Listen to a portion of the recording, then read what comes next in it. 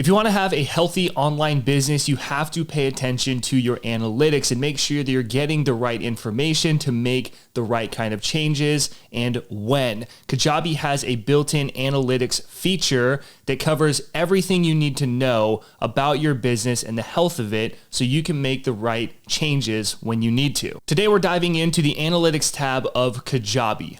By the way, if you want to take advantage of a free 30-day trial of Kajabi to play with the platform yourself, you can use my link profityourknowledge.com/Kajabi. This is an affiliate link, so I get a small percentage of your investment in Kajabi, but there's no extra cost to you compared to if you went through Kajabi's website yourself. All this does is simply support me and this channel for referring someone to Kajabi. But when you sign up with my link, I'm going to give you instant access to a course I created called Kajabi Kickstart, which is going to help you set up and launch your online business with Kajabi in that first 30 days. On top of that, when you're inside of Kajabi Kickstart, you will have access to a free 45-minute coaching session with me where you and I both get to deep dive into your Kajabi account, and I will be there to answer any questions you have about Kajabi, marketing, or even making your first sale with the platform. All of this is free, and you can get instant access by going to profityourknowledge.com/Kajabi or clicking the link down in the description. Without further ado, let's dive into Kajabi. To access your analytics in Kajabi, we're going to go down to the analytics tab. When you click on that, it's going to take you over to this page and you will have a bunch of different options to dive deeper into. Now, we're in my partners tab. This is not my actual business tab. I just have some private information with like my analytics and that kind of stuff. So I'm just going to show you this. It still shows you everything that you need to know so you can decide if you want to dive into Kajabi as well. Right here at the top, they just give you a really brief overview of the amount of purchases in the last 30 days, the amount of net revenue you've made in the last 30 days, and then your all-time net revenue as well. And then they'll show you recent transactions. So it's just like a list of like this person paid for this product, this person paid for this one, and there's a running list. Obviously, because it's in my partners tab, this doesn't actually process payments, so there's no activity in it right now. Over here, we're going to kind of jump through each one of these so you can see a little dive of it. We have net revenue, so we'll click on that, and that's going to pop up this chart. As you can see, just by me hovering over it, it'll show you the different days. You get your gross revenue, refunds, net revenue, and then purchases. And at the top, you can decide automatically it's on the last 30 days, but you can click on that. You can customize the time frame if it's just over the course of 2 or 3 days, or you can do the last 7 days, 30, the last month, this whole month. You can do last 3 months, last 6 months, last year, and then just hit apply, and it will give you everything you need to know. You can also compare offers and click net revenue as well. And in each one of the analytics sections that we're in, like for example, right now we're with net revenue, you can always print out all your information and data, or you can export that file as well if you ever need to do that. If we scroll down, it will show you your all-time net revenue and then revenue by offer. So depending on how many offers you create, it'll show you the list of the most popular ones you have right here. And then it will actually give you a little pie chart as well and show you which one is performing better so you can do a little bit of a split test.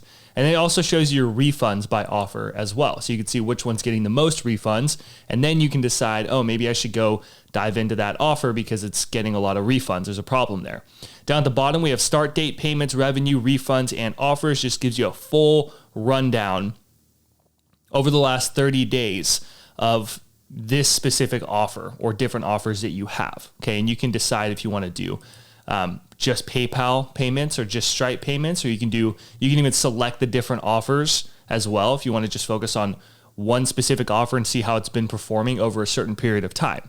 We'll go back to our analytics, and then we have subscription metrics. When you click on that, if you're thinking about running a membership site of some kind in Kajabi, this is where you're probably going to spend a bit of time. So again, you can print, you can export, you can check the time, the day, week, month, the time span of this. You have your MRR, which is your monthly recurring revenue, your average revenue per user, your churn rate, and then the forecast too. So it basically takes all the information that you've been accumulating over however long you've had this membership or this subscription, And it's going to basically just determine, based on how things have been going, what the next month or months are going to be like for you. Right here, it says 6-month monthly recurring revenue forecast. So it's going to predict that for you, and you can kind of decide what changes you need to make from there. Of course, down here, start date, the gross MRR, coupon discounts if you want those, ARPU, active subscriptions, new subscriptions. You can just get a full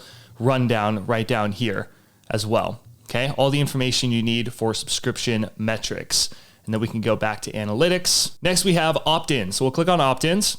And right here, it just shows you what kind of opt-ins you've been getting. Of course, everything else is the same. Just like the offers, it shows you the opt-in form submission. So if you have, let's say, 2 different lead magnets, you can do a split test and see which one is performing better. And it will give you, of course, the pie chart. And if you have your landing page, where it's like a squeeze page where people put in their email address, it'll show you that right here. Also, like how many people are actually landing on the landing page and then opting in from that page. And we have the full rundown down here as well. Then we have page views. So this is really helpful. It shows a bit of a mix of colors here. If you hover over, it shows views or unique views as well. If you're getting completely new people landing on your website pages or your landing pages or sales page, whatever it is. So when you scroll down, it'll say landing pages by views, offers by views, if it's like a sales page that you have, and then website pages by views. So your website pages are what your actual website looks like. And then the landing pages are standalone pages, like a opt-in page or a sales page, for example. So those are going to be your different landing pages that you can see all the data for. And again, it will tell you these on this list right here. And then it shows you the pie chart as well to show you which one is getting the most traffic.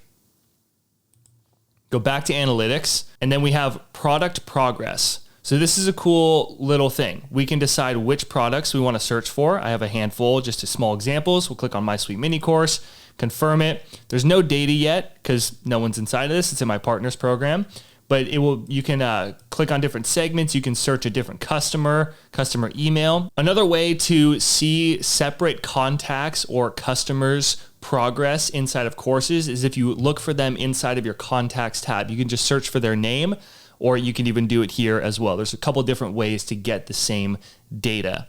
And then you can see where people are stopping in your course. Maybe you want to change up the look and feel. Maybe a certain module gets people stuck, or maybe you want to add some sort of quiz or assessment into that course to make sure that people progress further into your course. And then we have offers sold as well. So very much like pages, offers sold or first purchases is what the colors are going to distinguish for us. If someone's brand new, their very first purchase, or offers sold could be people who've been existing customers that end up paying for a different product. Okay, same thing, full rundown down on the bottom. We'll go back to analytics, and then we have affiliates as our last option. But in this tab, you'll be able to see all the different affiliates' name, the email, and you can see how different affiliates are performing and who's outperforming who. And then you can decide like the top 3 people or the top 5 people that are doing really well in your affiliate program that are selling your products and being affiliates for you.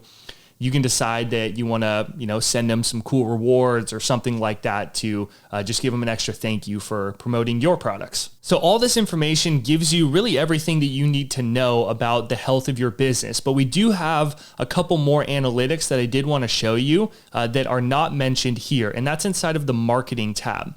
So email marketing should be a big part of your business, having an email list, sending out emails, etc. But we have some really nice analytics to distinguish how different email broadcasts and sequences are performing. So if I click on this one, for example, we can go over to report. And this report tab is on any email that you send, whether it's an email broadcast or an email sequence that everybody gets subscribed to. And it will show you how many subscribers are in that email sequence, how many of these emails got delivered, how many got opened, and the percentages, how many people unsubscribed, how many bounces you got, how many people actually clicked on it. And down here, it'll show you the different percentages. So if you have an email sequence like this, where it's the course of 3 days, people read the first one, but by the second one, everybody's unsubscribing. A bunch of people are. Then you know that there's probably something wrong with that. If you've been getting enough traffic anyway, you've given it enough of a chance to kind of prove itself.